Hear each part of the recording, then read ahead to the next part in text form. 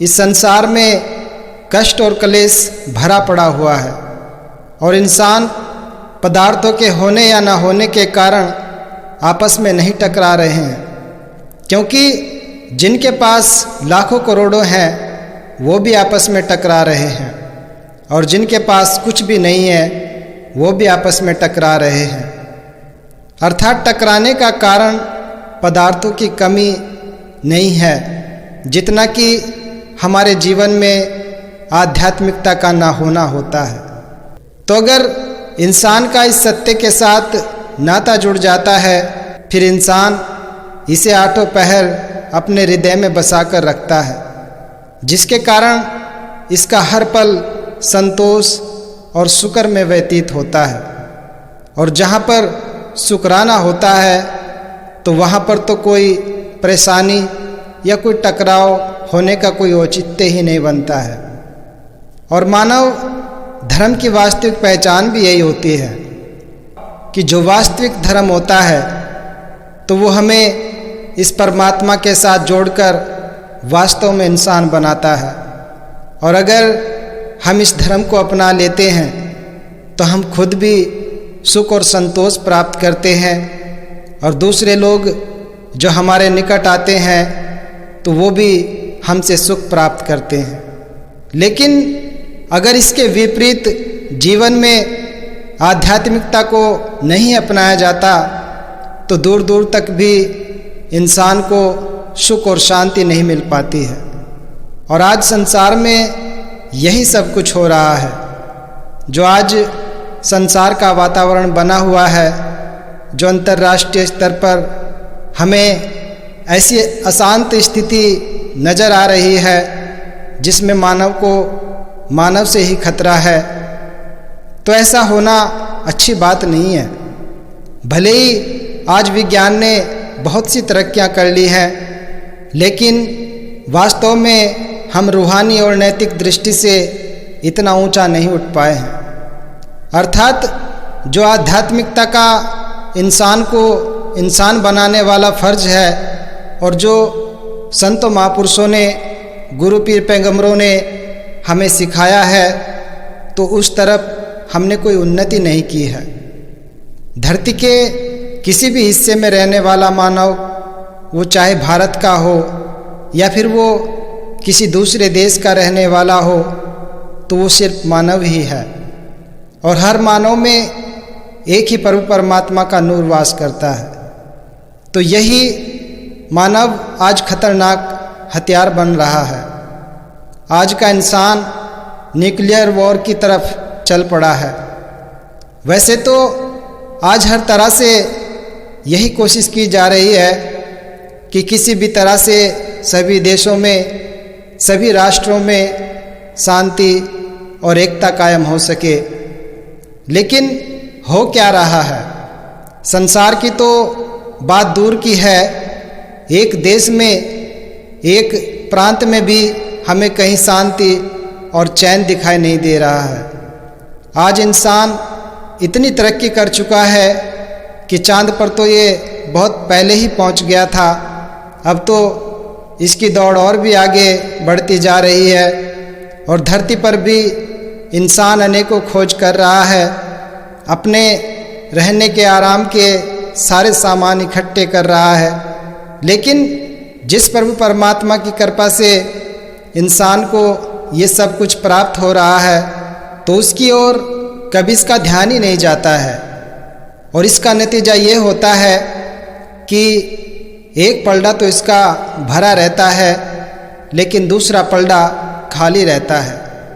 अर्थात जो पलड़ा केवल सांसारिक पदार्थों से ही भरा पड़ा हुआ है, तो वो हमेशा नीचे ही रहता है, उसे कोई ऊंचाई प्राप्त नहीं होती है।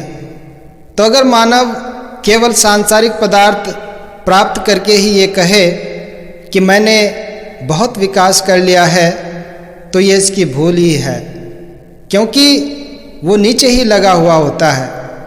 वो वास्तविक विकास और शिखर को कभी नहीं छू पाएगा, उसका सही संतुलन ही नहीं बन पाएगा। दास के कहने का भाव ये भी नहीं है कि पदार्थों से ही मुंह मोड़ लिया जाए। दास ने तो बस 2 पलड़ों की बात की है, क्योंकि दूसरा पलड़ा आध्यात्मिकता का है। और अगर इंसान ने आध्यात्मिकता को ही जीवन में नहीं अपनाया तो फिर उसे कभी वास्तविक सुख प्राप्त हो ही नहीं सकता है। अर्थात आध्यात्मिकता को अपनाने के कारण ही आज मनुष्य सुखी हो सकता है। हमारा भारत देश हमेशा ऐसे पर्यटन में अपना योगदान देता रहा है और भारत का ये पर्यटन आज से ही नहीं चल रहा है। ये हमारे प्राचीन संतों महापुरुषों की शांति प्रियता और उनकी विश्व भाईचारे की भावना के प्रसार के परिणाम हैं। स्वामी विवेकानंद जी जैसे संत महापुरुषों ने दूर देशों में जाकर भारत के महान लोगों की, यहाँ के महापुरुषों की ऊंची भावनाएं उन तक पहुँचाई हैं। प्रत्येक संत महात्मा संसार में यही भावना लेकर चलता है कि कहीं पर भी इंसान के मन में वैर, ईर्ष्या या नफरत वाली भावना ना पनपे, किसी को भी नीचा या कमज़ोर समझकर जुल्म ना किया जाए, किसी की शक्ल सूरत या रंग देखकर उनसे भेदभाव ना किया जाए। जैसा कि आज जाति, रंग और नस्ल का भेदभाव चल रहा है, इंसान को केवल इस कारण दबाया जा रहा है कि इसके खाल का रंग दूसरे से अलग है। तो यही भेदभाव हमें मिटाना है। आज इंसान ने कम्युनिकेशन के क्षेत्र में भी इतनी डेवलपमेंट कर ली है कि सारा विश्व घंटे भर में घुमा जा सकता है। तो ये बहुत अच्छी बात है कि इस तरह से पर्यटन इंसान को एक स्थान से दूसरे स्थान तक जल्दी पहुंचा देते हैं। हमारी आवाज़ हजारों लाखों मील तक बहुत जल्दी पहुंच जाती है, सुनी जाती है।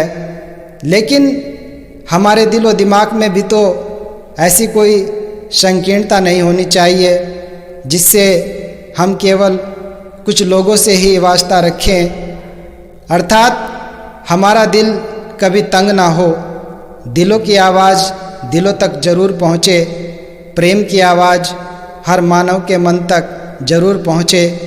तो ऐसे ही यत्न हमेशा से महापुरुषों ने किए हैं, क्योंकि महापुरुष हमेशा जोड़ने में विश्वास करते हैं। इसलिए ये हमेशा केवल जोड़ने का ही काम किया करते हैं। अंत में दास बस इतना ही कहना चाहता है कि आज इंसान चाहे एक इकाई के तौर पर है या व्यक्तिगत तौर पर है, लेकिन सबके दिलो दिमाग में आज नफरत ही भरी हुई है, ईर्ष्या ही भरी हुई है। अपनी बात मनवाने की भावना इंसान को परेशान किए जा रही है। और बड़े बड़े देशों में भी जिस तरफ भी नज़र जाती है, हर तरफ ऐसी ही बात देखने को मिलती है। बड़ा देश छोटे देश को खाने की कोशिश कर रहा है। जिसके पास थोड़ी सी ताकत आ गई है या धन आ गया है, तो वो किसी लाचार और मजबूर का दमन करने की कोशिश कर रहा है। संसार में भक्त ही केवल ऐसे होते हैं जो हमेशा अपने दिल में सबके भले की कामना लेकर चलते हैं।